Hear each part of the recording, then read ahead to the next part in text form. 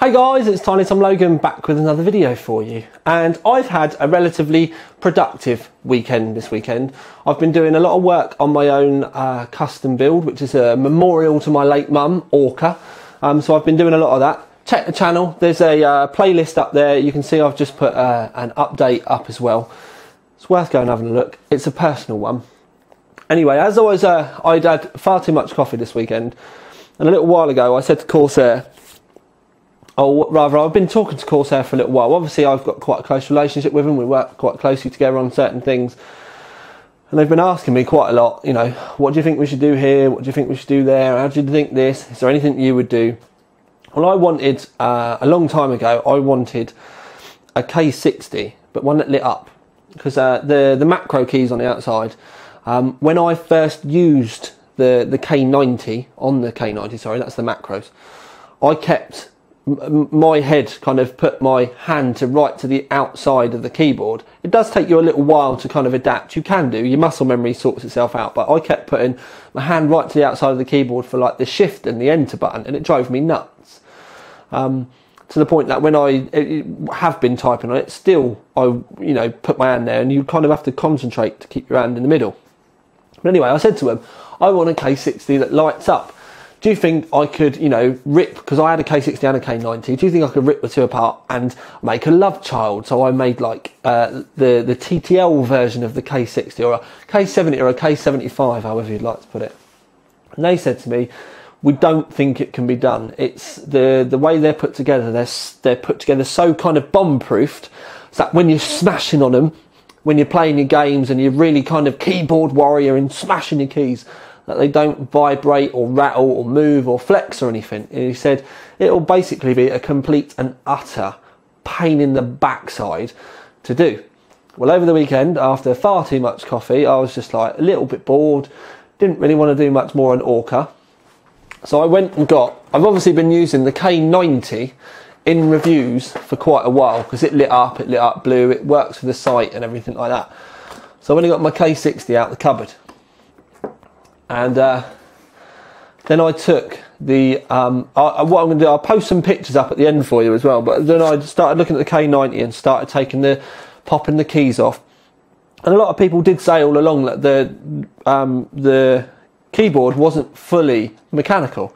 And that is true, but when you actually look at it, it's only really the F11 buttons and stuff, those buttons that don't. And then the page up, page down buttons. All of the numbers and the actual keys themselves are all fully mechanical. And the reason why I know that is because I took it apart. As you can see, there's no keys on that. They're actually all underneath. They're all here. We could have a game of Corsair K-Series Scrabble, because I've got all the... Anyway. So I decided to take my keyboard apart. Now, basically this is, actually don't let them go everywhere, this is what the K90 looks like. You can see that we've got the main keyboard bit here with the silver bit, the bit that everyone's used to, and then we've got the macro keys on the outside. But this silver bit is actually from my K60. As you can see, there's my K60 keyboard. That is the K60. Now that's the underneath and gubbins of the K90. You can see that we've got the macro keys to the left hand side. But all the PCB and everything is exactly the same, apart from one's got lights and one doesn't. There's a little bit of extra PCB up on this top left hand corner for the memory buttons, but it didn't really matter, because anyway, I ripped it all apart. So what I basically wanted to do was transplant the PCB and the keyboard area from the K90 into the K60. So I just had to turn it on so that we've got some power to the keyboard that's behind me. So so essentially I took the K90 keyboard and PCB and all the buttons and all the lights and everything, and transplanted it into the underneath plastic area of the K60. Now I did have to take some plastic bits, some supporting bits off underneath, because there's more stuff in the K90 than there is in the K60. So there was a few bits of plastic I needed to remove, and replace, and there was a few bits that I needed shaving down and stuff, but it took me a few hours, but I did get it done. Now what I'm going to do is I'm going to turn the camera off quickly, I'll grab my remote and I'll bring you in, because I've got the working K60 TTL Edition behind me. So this is the first time that you're going to get to see the 60 with lights. Righty heighty. So you can see we've got the normal K60 layout format, but the giveaway is the memory buttons up on this corner, which would obviously normally be for the K90. Now the only thing we can't use now is the handrest, because it's a little bit too long now. But if I show you what the K60 would have looked like, it would have been like that. The keys are actually different, because the K60 keys are just printed. These are actually laser etched so that you get the light come through from underneath. But then we've got the 3-stage lighting still, and yeah, essentially we've just got a smaller format keyboard, but with the custom light. Now I really like the look of this. I'm sorry I can't show you it like better in the dark or anything,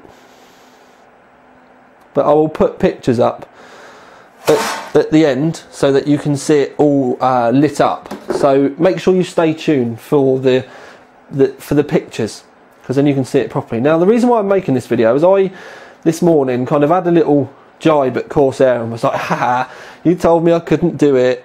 I did. But what I want to know is, would you buy this? Would you buy a K60 that could light up? Would this be a product that you would be interested in? They're not likely to call it the K60 TTL Edition, but if they put this onto the market, would it be a product that you would be interested in? Bearing in mind it's obviously going to be priced in between the K60 and the K90, but like I said, is this something that you would buy? Because I actually think this looks really nice, and I don't see any reason why they shouldn't have a smaller format keyboard like this without the macro keys. I don't know about you guys, there's obviously people out there that do use those macros, but it's not something that I'm really fussed about. But I actually really like the look of this. The only other thing that I think that they could do is RGB is obviously easily available now. Corsair use them in their power supplies. Corsair are also using different colour rings on their fans. Their power supplies have got LEDs that you can change, fan cables that you can change. I think it might be nice just to add another extra button in so that we could go blue, red, maybe green, but obviously for me white, so that we can have the letters, they light up white as well. I think all of those colours would work well with the silver base. So please Corsair, can we have a format like this, a K60 format that lights up, but what's the chances of us also getting them with a colour changing button as well, so that we can also then customise that to our rig a little bit better? What do you think, peeps?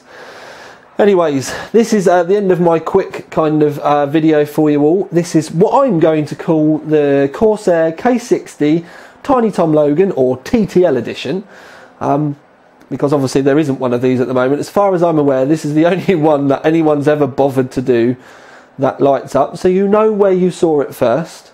There is the possibility of me making a how-to video, but it obviously means that I need to get Corsair to give me 2 more keyboards, because you need a K60 and a K90 to be able to do this.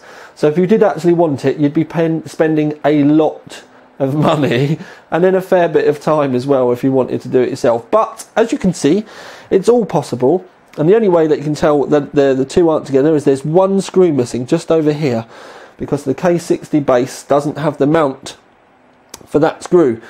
But other than that, you wouldn't know that I'd done anything to it. But anyway, for now at least, this is Tiny Tom Logan with, I've got to say it, I know it's not really, but I loved it, yeah, it just sounds good, with a world exclusive first look of the K60 TTL Edition out.